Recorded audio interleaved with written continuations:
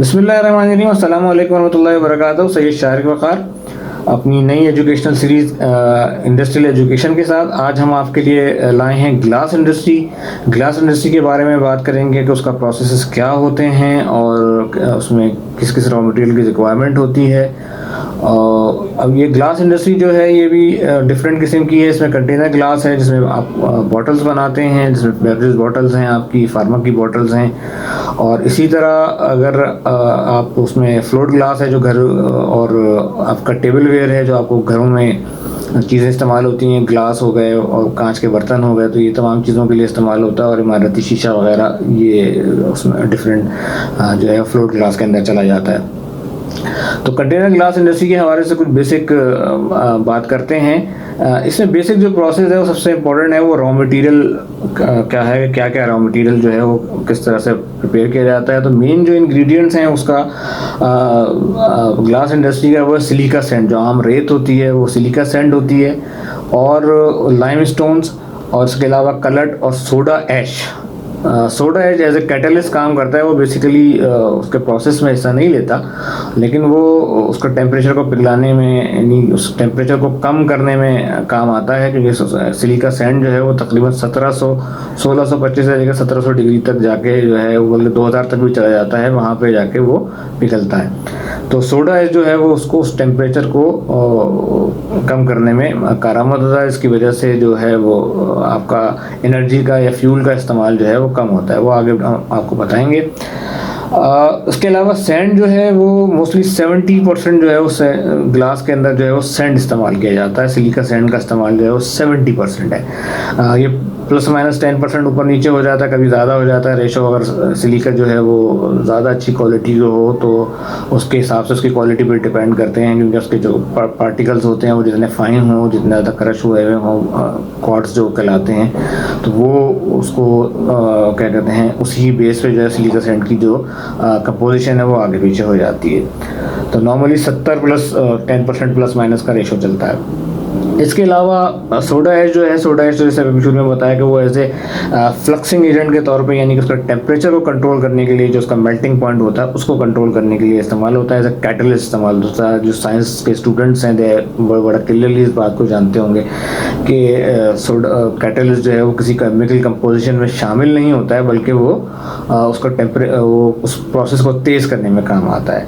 Coloured कहते हैं कि वो रेजिडुअल स्क्रैप का जो शीशा होता है, जो बचा कुचा बोतलों का बच गया या टूटे हुए शीशे के टुकड़े मिल गए, बाज़ार से भी मिल जाते हैं और फैक्ट्री में भी अवेलेबल होते हैं, जो स्क्रैप की चीज़ें, जो डिस्कार्डेड मटेरियल होता है उसको लेके, और वो बेसिकली वो भी जो है वो आपका टेम्परेचर पे भी कंट्रोल करने में भी काम आता है। फिर उसके बाद as a cheap raw material source हो जाती है, क्योंकि वो मेन रॉ मटेरियल के मुकाबले में सस्ता होता है, क्योंकि ऑलरेडी वो सारा शीशा जो है वो बना हुआ होता है, तो और जल्दी पिघल भी जाता है। तो दैट्स वाई उसको हम जो है वो उसको इस्तेमाल करते हैं। फिर इसके बाद कलर जो रिसाइकिल ग्लास है वो भी जो है वो बाज़ औक़ात जो है वो 30 से 40% भी जो है उसकी हम रेंज ले जाते हैं। एंड देन उसके इसको भी जाके एक जो अगला प्रोसेस होता है। अच्छा, ग्लास का भी मैं आपको बता दूं कि ये ग्लास जो है वो 3 कलर में होता है। अगर कंटेनर ग्लास देखें तो फ्लिंट, जैसे आपने ट्रांसपेरेंट बॉटल्स देखी होंगी बेवरेजेस की, इसी तरह ग्रीन कलर होता है इसका, और एम्बर जो होता है वो ब्राउन, डार्क ब्राउन की जो बॉटल्स होती हैं जो आपने फार्मा वगैरह में देखी होंगी। ट्रांसपेरेंट बॉटल जो हैं वो फ्लिंट कहलाती हैं। तो ज़ाहिर है ये केमिकल कंपोजिशन होती हैं। मेन तो आपका लाइम स्टोन और सैंड है, सिलिका सैंड है, लेकिन बाद में ये कार्बोनेट्स वगैरह इस्तेमाल करके इसमें कलर की टिंट्स लाई जाती हैं। पहला प्रोसेस होता है इसका जी बैच प्रोसेस कहलाता है।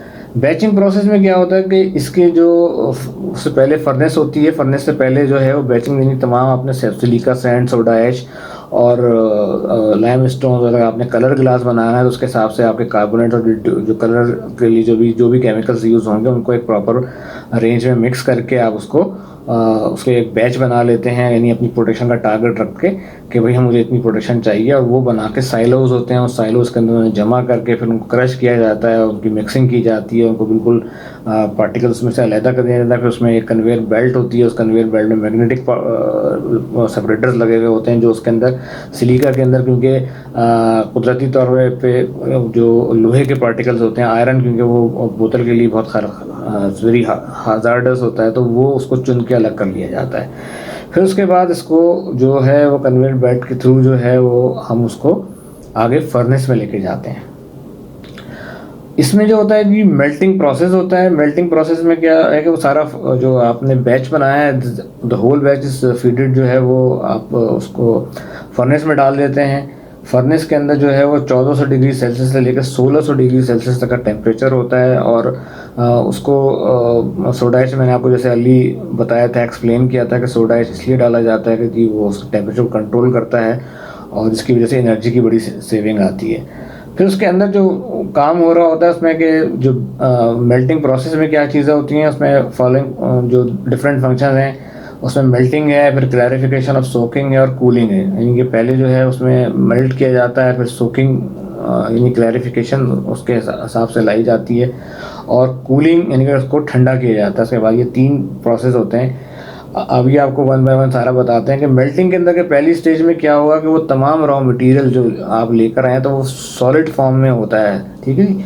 उसको हीट किया जाता है और इतना हीट किया जाता है कि वो विस्कस गाढ़ा सा एक लावे की शक्ल में जो है, इट्स लाइक अ मोल्टन लावा, गाढ़ा सा एक विस्कस मास बन जाता है। जो बाकायदा आपको, अगर आप कभी आपने लावे की मूवीज़ वगैरह में देखा तो जो शेप लावे की होती है वो जो गर्म और हॉट शेप में, वो ज़रा सा ऑरेंज शेप में, ज़रा वो लावे की शेप होती है, उसके अंदर आ जाता है। फिर उसके बाद आपको उसके बाद जब ये सारी चीज़ें हो जाती हैं तो अब क्योंकि मॉडर्न फर्नेसेस जो हैं वो जो भट्टी से कहते हैं वो आ गई हैं, उनका वो एफिशिएंटली काम करते हैं कि वो अपनी फ्यूल को सेविंग के लिए हम लोग गैस पे चले गए हैं। पहले ये फर्नेस ऑयल पे चला करता था और इसमें की वजह से काफ़ी जो है वो की कॉस्ट में भी बड़ी सेविंग आई और जो कॉस्ट एफिशिएंट फर्नेसेस भी आ गई हैं। फिर उसके बाद आता है जी सोकिंग और क्लैरिफिकेशन का पार्ट है। इसमें क्या है, थोड़ा सा मैं इसको रीड कर देता हूँ। ए पार्ट ऑफ कंपोजिशन में not be melted because of rapid heating, so to make sure everything is melted the composition is maintain at peak temperature for 3 to 8 hours based on the composition. Moreover, the air bubbles formed in the stage are allowed to pass through the melted glass. Trapped air will create a defect in the product, so during the soaking time it is essential to remove the bubbles present inside the molten glass. Soaking में ये कि बहुत सारी चीज़ें होती हैं जो वो नहीं मेल्ट हो पाती, तो उनको फिर एक मैक्सिमम हीट दे के वो मेक श्योर किया जाता है कि वो सब आइटम जो है वो मेल्ट हो गया। वो डिफरेंट किस्म के क्योंकि बैच में चीज़ें शामिल होती हैं तो बाज़ औक़ात मेल्ट नहीं हो पाती, तो उनको एक सर्टेन टेम्परेचर पे, उनको एक्सट्रीम टेम्परेचर पे जाकर ये मेक श्योर किया जाता है कि वो मेल्ट हो जाए। बाज़ औक़ात बबल्स आ जाते हैं क्योंकि उन बबल को इंश्योर किया जाता है कि वो बबल्स जो हैं वो मोल्टन लावे के अंदर से जो उसका मास है उसमें से वो बाहर आ जाए, वरना वो बॉटल्स में वो बबल्स आ जाते हैं जिसकी वजह से वो जो शेप है बॉटल का या फाइनल प्रोडक्ट का जो शेप है वो ख़राब हो जाता है और वो नुकसानदेह भी होता है। क्योंकि ज़ाहिर है अगर आप फार्मा में या दवाओं में या उसमें बेवरेज में वो बॉटल इस्तेमाल कर रहे हैं, वो बबल चला जाए तो वो जो बबल जब फटेगा तो उसमें से वो बेसिकली कांच होता है, शीशा होता है, वो अंदर अगर बॉडी के अंदर जाएगा तो बहुत हज़ार्डस होता है। फिर उसके बाद एक आता है कूलिंग। आपका जो प्रोसेस होता है उसके अंदर क्या है कि मोल्टन ग्लास जो है वो लोअर किया जाता है, उसका टेम्परेचर जो है वो कम किया जाता है, जो विस्कस कंडीशन में होता है और वो फ्लूइड की तरह से हो जाता है। तो उसको फिर वो ब्लो करके, यानी जब उसको मोल्ड में डाला जाता है तो वहाँ से आप उसके बाद उसको एक रिक्वायर्ड शेप दी जाती है, उसमें से हवा गुजारी जाती है। जब वो मोल्ड में जाता है वो गॉब उस पर्टिकुलर मोब में गिरता है तो उसको ठंडा करते हुए उसको उसमें से हवा गुजारते हैं, हवा गुजार कर उसे एक पर्टिकुलर शेप दिया जाता है, तो वो अपने मोल्ड में जाके अपनी पर्टिकुलर शेप बनी फर्नेस से वो एक गॉब की सूरत में, आगे आप वीडियो में भी देखेंगे कि वो एक गॉब की सूरत में, यानी एक वो गिरता है, फिर उसमें मोल्ड में चला जाता है, फिर उस मोल्ड के अंदर से हवा गुजार के उसको ठंडा भी किया जाता है ताकि वो जब ठंडा होगा तो वो सख्त होना शुरू हो जाएगा और वो पर्टिकुलर शेप भी हासिल करता है। फीडर्स कहते हैं जी, फीडर्स की जो ग्लास की जो फीडर्स की स्टेज होती है उसमें फर्नेस के एंड पे लगी हुई होती है, उस फीडर के थ्रू जो है वो गॉब जो है वो मोल्ड के अंदर जो है वो डाला जा रहा होता है, जिसके उसके बाद वहाँ एक कटर लगा हुआ होता है। जैसे वो मोल्ड के अंदर वो फीडर से जो है वो मोल्ड के अंदर जाता है, गिलास जाता है, तो वो एक कटर लगा हुआ होता है, वो कट करके उसको गॉब को अलग कर देता है, वरना वो बहता रहेगा। वरना this is like the process, like जैसे कि आपने एक अपना वाटर का टैप खोल दिया तो पानी आता रहेगा, तो जब तक वो वाटर टैप बंद नहीं होगा पानी की धार मुसलसल आएगी।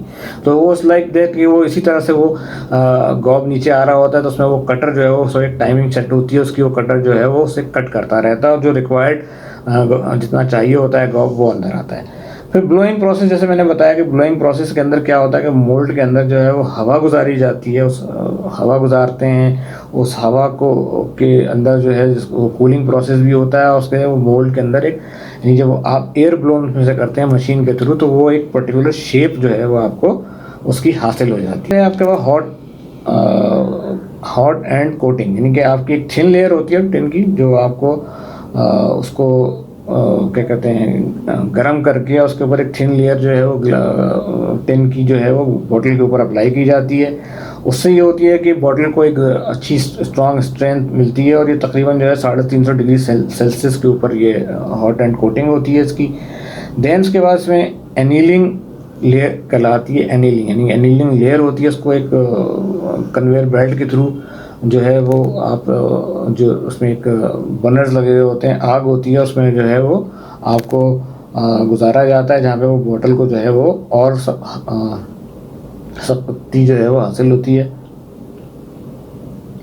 क्योंकि जब वो बोतल की शेप बन जाती है तो वो ठंडी होना शुरू हो जाती है ना, तो उसको और मजबूती देने के लिए उसको एनीलिंग लेयर के अंदर से गुजारा जाता है। फिर उसके बाद आखिर में बिल्कुल आपके पास कोल्ड एंड कोटिंग कहलाती है। कोल्ड एंड कोटिंग में क्या होता है कि एक थिन लेयर ऑफ पॉलीमर होती है, वो अप्लाई की जाती है ग्लास कंटेनर के ऊपर। उस पर टेम्परेचर जो है वो तकरीबन 100 डिग्री सेल्सियस होता है। This layer is given the glass container to provide scratch resistance, क्योंकि जो उसका जो सरफेस है वो आपको जो ये ट्रांसपेरेंट सा बड़ा स्मूथ सा सरफेस नज़र आ रहा होता है, वो स्मूथ सरफेस के अंदर आ जाती है, जिसकी वजह से उस पर स्क्रैच नहीं पड़ते। फिर फाइनली उसकी इंस्पेक्शन होती है बॉटल्स की, उसमें डिफरेंट किस्म के उसका डिटेक्ट जो उसके इश्यूज़ होते हैं उनको डिटेक्ट किया जाता है। जैसे बताया बबल आ गई है, बाज़ औक़ात कोई पार्टिकल आ जाता है, सैंड पार्टिकल इतना वो मेल्ट नहीं हो पाता, वो आ जाता है। आयरन पार्टिकल बाज़ औक़ात वो रह गया, नहीं निकल सका मैग्नेटिक सेपरेटर के थ्रू, तो वो आ गए। डिफरेंट्स की बहुत बड़ी रेंज है जो आपको उसके अंदर आ जाती है। अच्छा, इसके बाद आता है पैकिंग, ऑल दी उसका पैकिंग होती है, एंड देन वो रेडी फॉर जो है वो डिस्पैच के लिए हो जाता है। अच्छा, अब अकाउंटिंग पॉइंट ऑफ व्यू से हम इसके साथ जो इश्यूज क्रिएट होते हैं वो ये हैं कि जो इसका सेल यूनिट है वो पीसेस में या ग्रोस में होता है, यानी कि 144 का एक ग्रोस होता है, यानी 12 डजन का एक ग्रोस होता है, यानी 144 पीस का एक ग्रोस होता है, और वो पीस में बिकती है। और जबकि इसकी प्रोडक्शन है वो टन्स में होती हैं। प्रोडक्शन जो है वो टन्स में होती है, या इसको आप ग्राम्स में कर लीजिए, क्योंकि बॉटल्स जो हैं वो हर बॉटल का डिफरेंट वेट होता है। तो इसके अंदर एक बहुत ज़्यादा इशू ये ज़रूर होता है कि आप जो कर रहे होते हैं प्रोडक्शन, तो उसमें क्योंकि ज़ाहिर है वो स्टैंडर्ड जो अलाउ वेट होता है, अगर आपने लेट से कोई बॉटल बनानी है 300 ग्राम की, तो उसमें वो पता चल रहा होता है कि वो 325 पे या 340 पे बनी, तो उसमें वो 20-25% जो है वो मटेरियल वेस्ट हो जाता है। तो उसकी कॉस्टिंग भी बड़ी क्रिटिकल कॉस्टिंग होती है, और इंशाल्लाह लेटर ऑन किसी प्रोग्राम में आपके साथ डिस्कस करेंगे। तो अब तक के लिए बस इतना ही काफ़ी है। ये आपको जो स्क्रॉल जो आएगा ये देखिएगा उसके मटेरियल का, और साथ में एक छोटी सी वीडियो भी है जो आपको इस प्रोसेस के बारे में समझाएगी। तो बाकी इंशाल्लाह इसके अगले जो कॉस्टिंग के मेथड्स होंगे उन पर डिस्कस करेंगे, आपको बताएंगे कि इनकी कॉस्टिंग जो है वो किस तरह से की जाती है, क्योंकि ये एक बड़ा चैलेंजिंग काम होता है। और अगर आप प्रॉपर जो है वो उसकी कॉस्टिंग को इंटरप्रेट नहीं कर सके हैं तो कंपनीज़ को बड़े हैवी किस्म के लॉसेस आते हैं। बहुत शुक्रिया, अपना ख्याल रखिएगा। Thank you very much.